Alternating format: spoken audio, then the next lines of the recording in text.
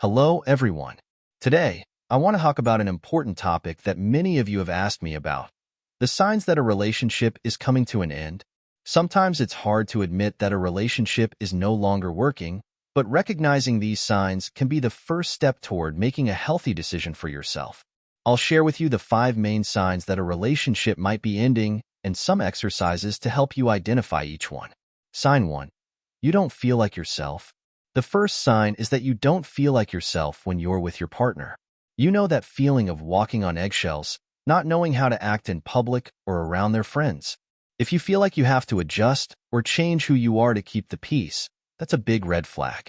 You shouldn't have to twist yourself into someone you're not to please the other person. Exercises to identify this sign. 1. Personal reflection. Take some time to think about how you feel in different situations with your partner. Write down specific moments when you felt uncomfortable or like you were acting differently from your true self. 2. Authenticity journal. Keep a journal for a week, noting when you feel like yourself and when you feel like you're adjusting to please your partner. This can help you identify patterns. 3. Mirror test. Before a date or social event, look in the mirror and ask yourself, am I being myself or am I adjusting to avoid conflict? Write down your responses and feelings. Sign 2. You're constantly questioning how to communicate. The second sign is when you're constantly questioning how to communicate. If you feel nervous about sending messages, obsessively check if your messages have been read, or spend more time worrying than actually talking, the communication in the relationship might be broken. In a healthy relationship, communication should be open and honest. Exercises to identify this sign. 1. Message monitoring. For a week, record every time you felt anxious about sending a message or waiting for a response. Note how much time you spent thinking about it and how it affected your mood. 2. Friendship comparison.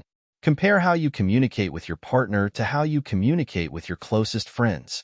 Do you feel the same anxiety? Write down your observations. 3. Direct communication challenge. Practice being direct and honest with your partner for a week. Observe how you feel and how your partner reacts. This can help you see if communication can improve or if the anxiety persists. Sign 3. You're constantly thinking about where the relationship stands.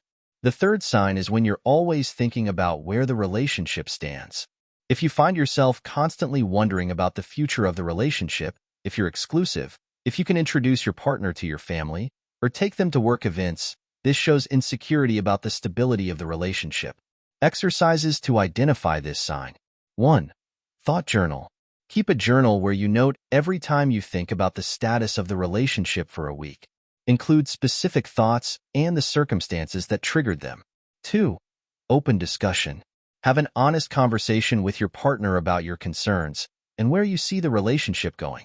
Write down the response and see if it alleviates your concerns or if they persist. 3. Priority self-assessment. List your personal priorities and values. Then, evaluate if the current relationship aligns with those priorities and values. This can help you identify if your concerns are based on a fundamental disconnection. Sign 4. You're starting to get annoyed. The fourth sign is when you start to get annoyed with your partner. The little things that used to make you laugh now irritate you. You find yourself reluctant to make future plans, hesitant to commit, and more irritable than usual. The biggest sign of all, if your partner's name pops up on your phone or they walk through the door at the end of the day and you feel more dread than joy, that's a clear indication that you're losing interest.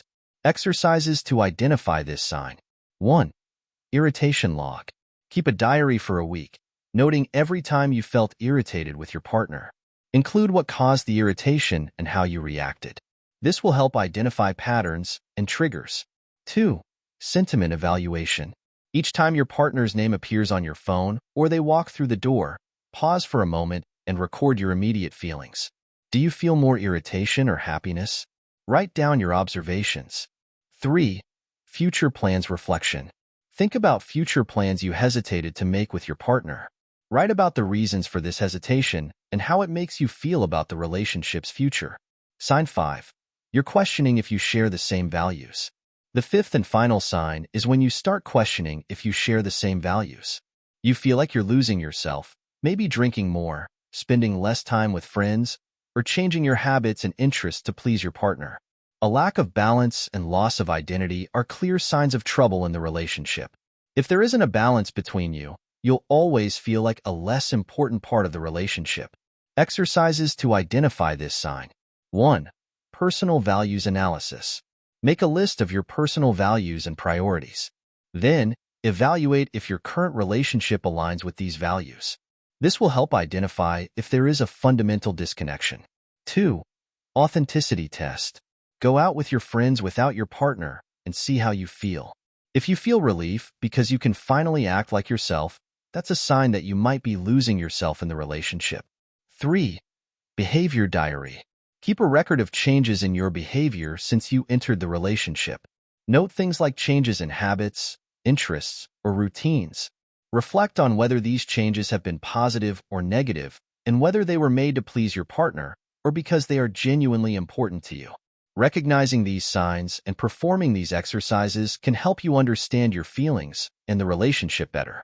If, after doing these exercises, you still feel discomfort, anxiety, or constant doubt, it may be time to reconsider the relationship and seek something that brings you more authenticity, healthy communication, and emotional security.